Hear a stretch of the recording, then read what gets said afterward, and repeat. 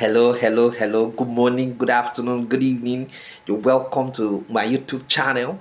Please, please subscribe to this channel, share, like, as well as drop a comment on the comment section. So today we are going to be looking at the neoclassical political economy. Neoclassical political economy.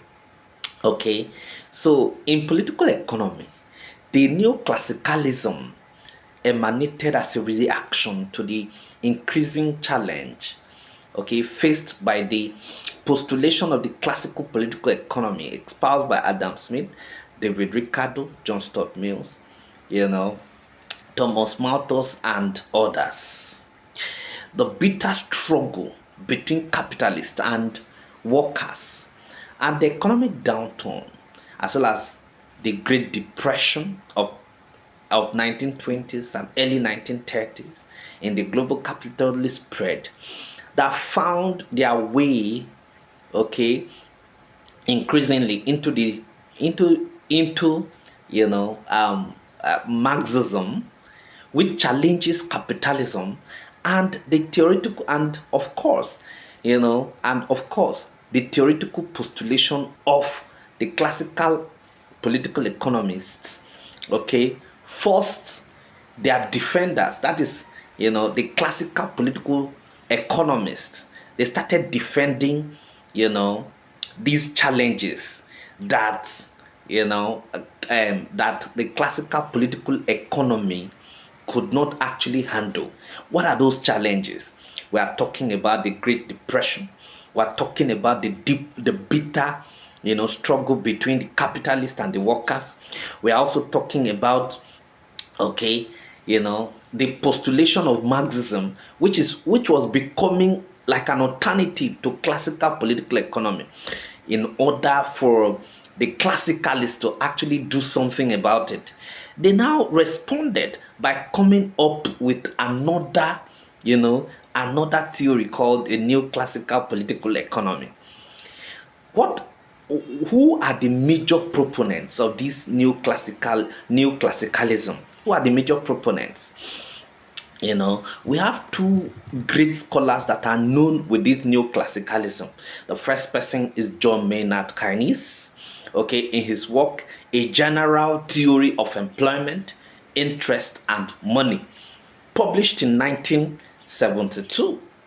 And then another person called Samuelson, he wrote a work and he titled it Economic, okay, an Introductory Analysis. It was actually published in 1955. Now, what is the central argument of the neoclassical theory? Okay, now the central argument of the neoclassical theory is that full employment is actually necessary for capitalism to grow, and it can only be achieved if governments and central banks intervene to increase it. The belief is that government should intervene to the economy. Government should intervene in the economy to arrest the economic repression or depression ravaging, several states, particularly the European states as at that period. The major assumption of the theory is that there are certain projects that are actually capital intensive, and there are certain segments of the economy that cannot be left in the hands of the private sector because of security implications, okay. And lastly, the invisible hand that the classicalists actually talked about can actually be manipulated. As such, the government's intervention is actually necessary to address some of these concerns. Okay, so those are the things. Now, what is actually the major difference between the classical political economy and the neoclassical political economy? Now, the classicalists, they are of the view that government does not have business in business, in which case government should actually play a minimalist role. In fact, Adam Smith, the major proponents of this classical theory, they are talking about, that the government that intervenes least governs best. government is not a good businessman. So government does not have business and business.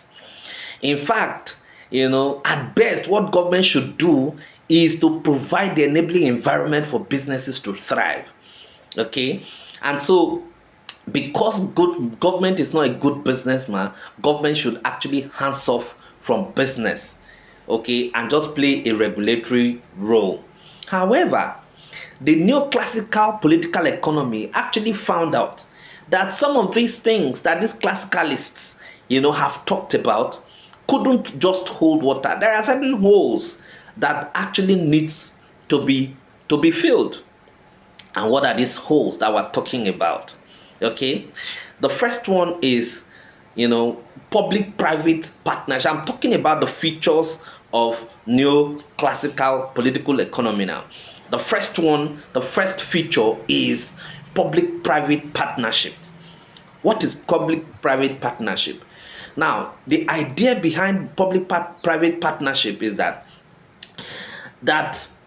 government government and the private sector should join hands together to develop the economy, because because there are a lot of projects, particularly developmental projects, that requires a very large startup capital, and this capital, which is actually large in nature, may be difficult for the private sector alone to actually finance. So as such, the neoclassicalists are of the view that instead of abandoning such project, the government can join hands with the private sector, to fund such projects. Okay, so that is actually number one. Number two, international trade with political touch. Now, international trade actually plays a crucial role in national income of an economy, and thus can put the state on a higher level of development.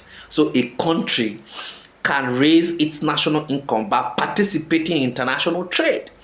Okay, and its resultant effect will be to increase, in the national income, which leads to great savings and capital formation, which create rapid growth and development. Okay, what I've actually talked about is that when we're talking about international trade with political touch, we're actually saying, look, that the government actually needs to play certain politics in order to actually, protect her infant industry. So the neoclassicalists actually feel that there should be, that government should actually introduce tariff to protect the infant industry. By so doing, international politics is actually in place. You cannot just leave your economy, to the outside world to actually prey on, because of course you need to protect your local economy in order to actually maximize it. The next one is government direct intervention in the economy. Unlike the classical political economy theory that actually preaches that government has no business and business, the neoclassicalists actually advocate for governments to take part in the economy, by bailing out banks and other big private sector to stimulate the economy and reposition it for growth and development. It is actually very important. The next one, that is the next feature, is wage labor. According to the neoclassicalists, there is wage labor arising from what? From employment, if government can actually help the private sector to boost it, or boost the private sector. So the reason for government intervention in the economy is to protect the job security.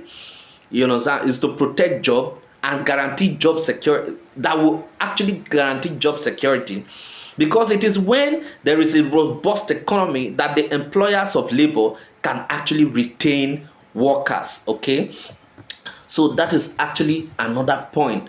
Another point is actually capital accumulation.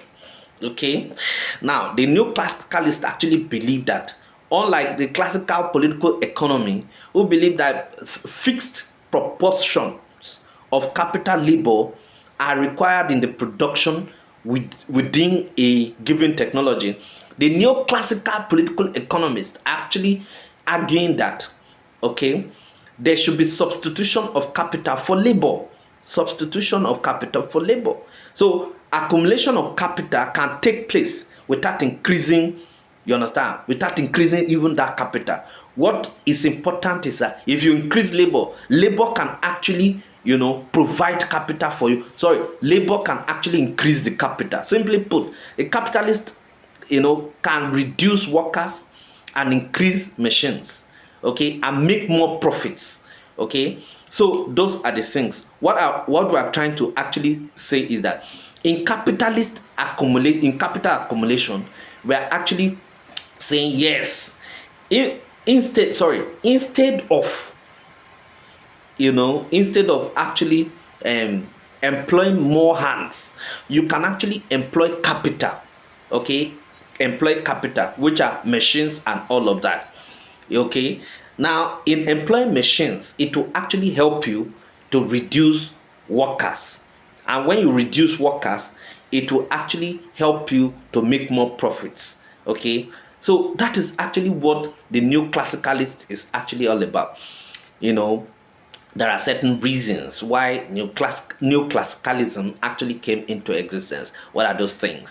The rise of Marxism, the Great Depression of late 1920s and early 1930s. We have, economic depression everywhere. Then we also have the fact that there are certain projects that are capital intensive, and also there are because of security reasons, because you cannot put the economy in the hands of the private sector alone because of security reasons. And then the competition, or the invisible hand that should regulate the marketplace, that the classical political economy actually advocated, can be manipulated. These capitalists can come together to form a cartel, and once that is done, the that cartel, they will begin to manipulate the invisible hand and ensure that prices do not come down. So by so doing, the innocent consumers will now become, will now be at the receiving end. So those are the reasons why government cannot not participate in the economy. Thank you very much.